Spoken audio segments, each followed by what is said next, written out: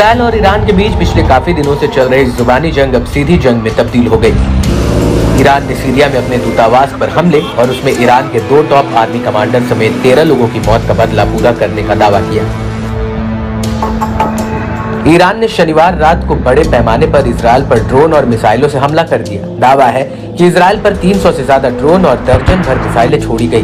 दोनों देशों के बीच काफी समय से प्रॉक्सी लड़ाई चल रही थी, लेकिन ये पहली बार है जब सीधे तौर पर ये आमने सामने आ गए।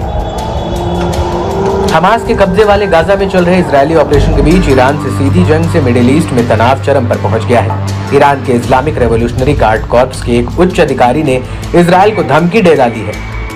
यदि इजरायल ईरानी सरजमी पर कोई और सैन्य हमला करता है तो ईरान अधिक खतरनाक जवाबी कार्रवाई के साथ जवाब देगा।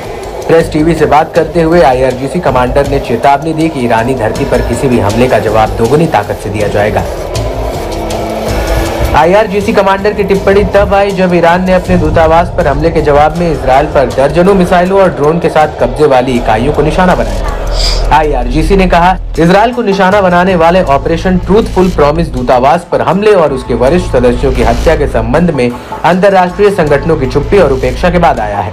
संयुक्त राष्ट्र सुरक्षा परिषद भी इजरायली आक्रामकता की निंदा करने या संयुक्त राष्ट्र चार्टर के आर्टिकल 7 के मुताबिक इजरायल को दंडित करने में विफल रही। ईरान ने इजरायली कब्जे वाले इलाकों के सैन्य ठिकानों पर हमला करने के लिए अपनी रणनीतिक खुफिया क्षमताओं, मिसाइलों और ड्रोन का इस्तेमाल किया। इसमें सफलतापूर्वक हमला किया और उन्हें नष्ट किया।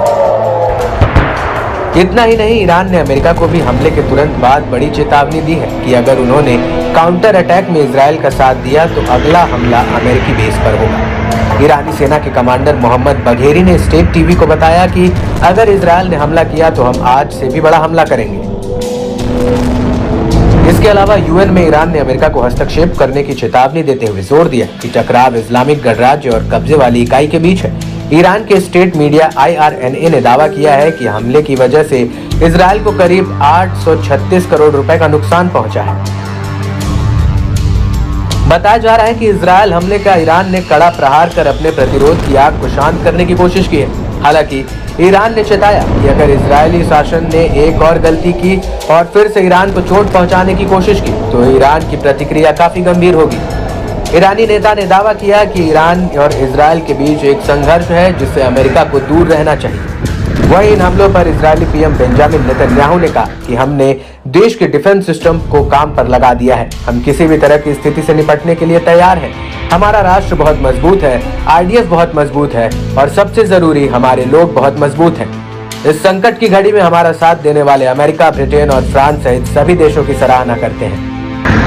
साफ है कि ईरान ने इजरायल को दी धमकी पर कायम रहते हुए ड्रोन और मिसाइल हमला कर कड़ा प्रहार किया। हालांकि ये देखना काफी अहम रहेगा कि ईरान एक हमला करके शांत बैठ जाता है या फिर आगे भी इजरायल पर ताबड़तोड़ हमले जारी रखता है।